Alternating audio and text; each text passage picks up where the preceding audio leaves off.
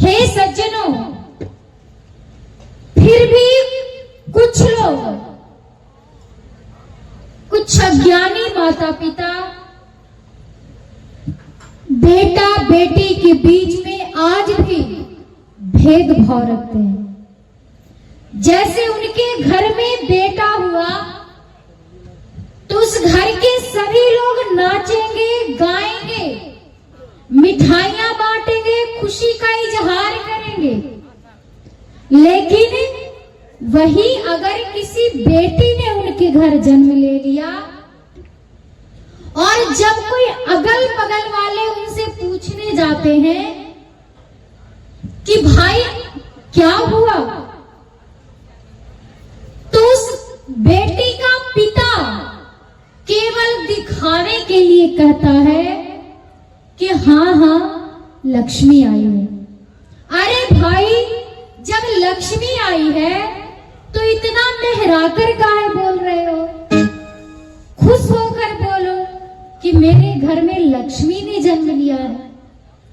हे सज्जनों, यह तो सोचने की बात है कि अगर बेटी के जन्म लेते ही उनके माता पिता उदास हो जाएंगे तो उसके लालन पालन, उसके परिवरिश में कमी तो अवश्य ही आएगी। और कुछ लोग अपने बेटे का नाम किसी अच्छे प्राइवेट स्कूल में नामांकन करवा देते हैं, वही अपनी बेटियों का किसी सरकारी स्कूल में नामांकन करवा देते हैं, जहां के शिक्षकों का अधिकांश समय एमडीएम यानी मिड डे मील की व्यवस्था करने में ही बीत जाती है। हे सज्जनों, ऐसे लोगों का कहना होता है कि बेटी को ज्यादा पढ़ाने लिखाने से क्या फायदा, बेटी तो पराई धन होती है। हे सज्जनों, जो ऐसा अपने मन में विचार रखते हैं, जो ऐसा मानते हैं, मेरे विचार से उनका ऐसा विचार निम्न स्तर का है। क्योंकि बेटा तो केवल एक ही कुल की शोभा और शान को बढ़ाता है, लेकिन बेटियां तो दो दो कुलों की शान और शोभा को बढ़ाती है। हे सज्जनों, बेटियों के जन्म लेने पर उनके माता पिता के उदास हो जाने का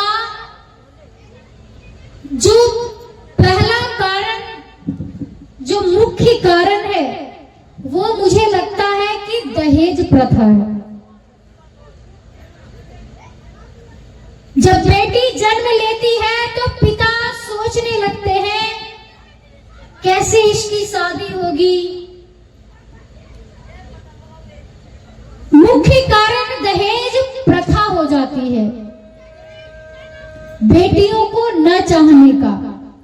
हे सज्जनों, श्री रामचरितमानस में यह वर्णित है, आप पढ़ेंगे कि भगवान शिव को हिमांचल जी ने दहेज दिया, लेकिन शिव जी ने मुख खोलकर कुछ मांगा नहीं।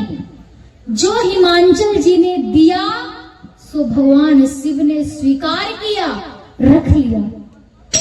और श्री रामचरितमानस में दूसरा विवाह है श्री सीताराम विवाह, चारों भाइयों का विवाह। उसमें भी राजा जनक ने महाराज दशरथ को दहेज के रूप में जो दिया सो महाराज दशरथ ने रख लिया। हे सज्जनों, जो दहेज मांगते हैं वो पाप के अधिकारी हैं। वे दहेज विरोधी कानून के तहत अपराधी तो है ही, और वे भगवान की दृष्टि में भी महापाप के भागी बनते हैं। आप यहाँ पर जो कथा सुनने आए हैं, आपको कथा सुनने का कोई फल मिलने वाला नहीं, क्योंकि महाराज दशरथ ने महाराज जनक जी का दिल दुखाकर कुछ नहीं मांगा। जो महाराज जनक ने दिया सो उन्होंने प्रसन्न मन से ग्रहण किया।